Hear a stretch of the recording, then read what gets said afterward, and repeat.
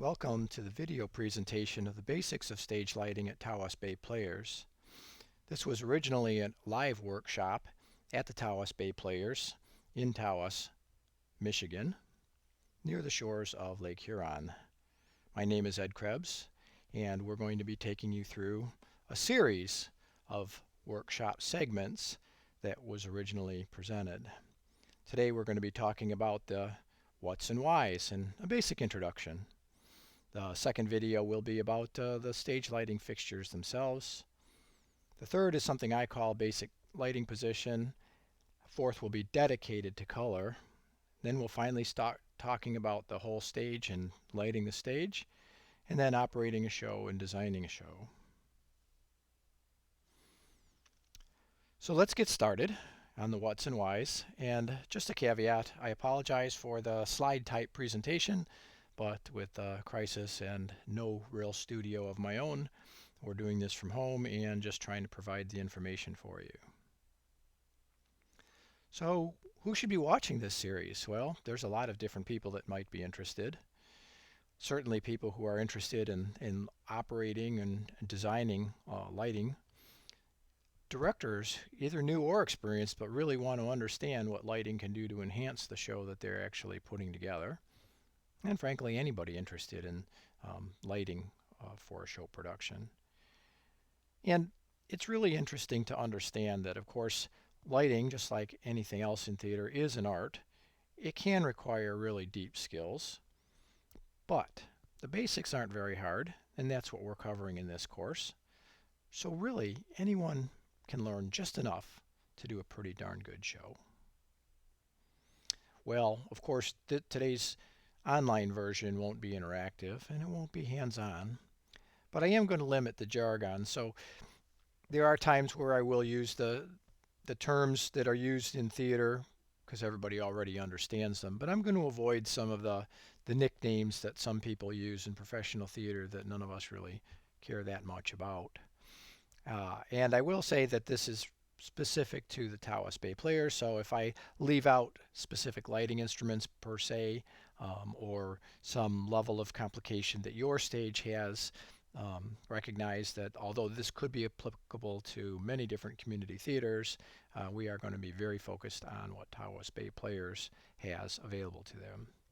And at least for those that are from Tawas Bay Players, why are we doing this workshop? It's pretty straightforward because I can't always be there. So learningstagelighting.com has really got some interesting things, and I certainly encourage you to explore some of that. And these quotes come from them, really. It comes down to it, it could be pretty intimidating, especially if you've never done it. There's electricity involved in a lot of aspects, but the truth is it's not that hard.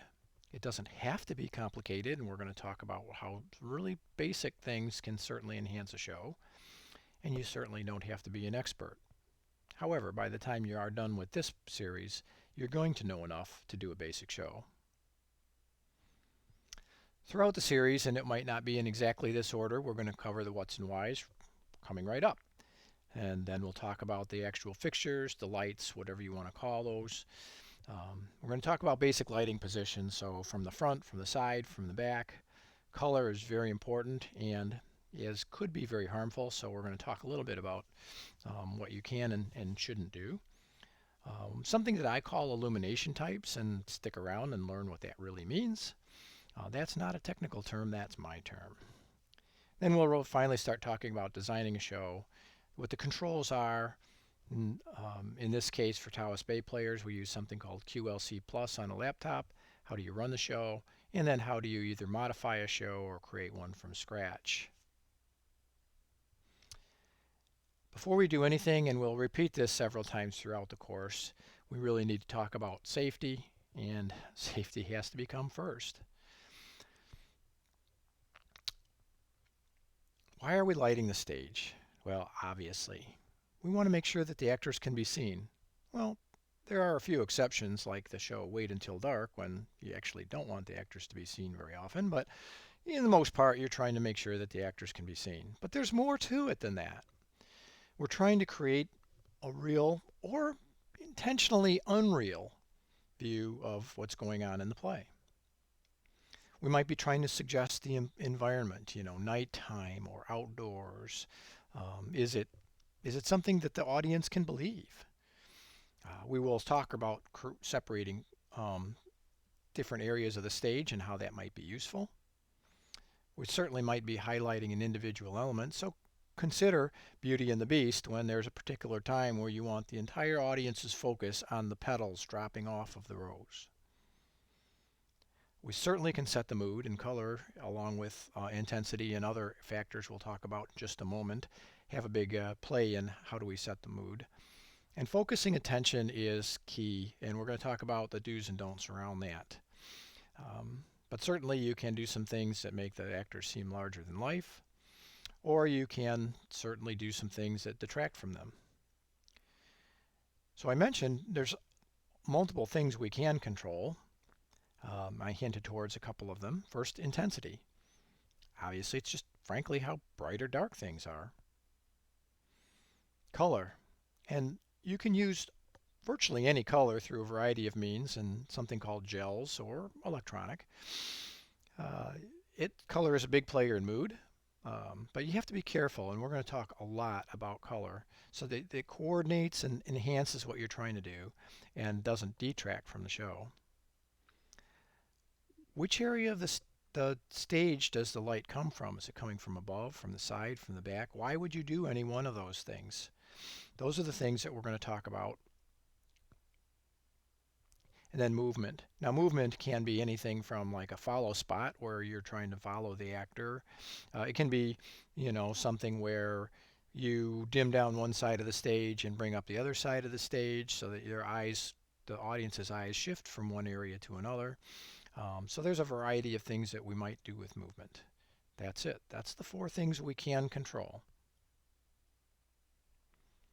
So what's involved in lighting a show? Well, placement, aiming, and this word called focusing, though what you'll learn is it's generally not actually focusing in the way we would focus a camera.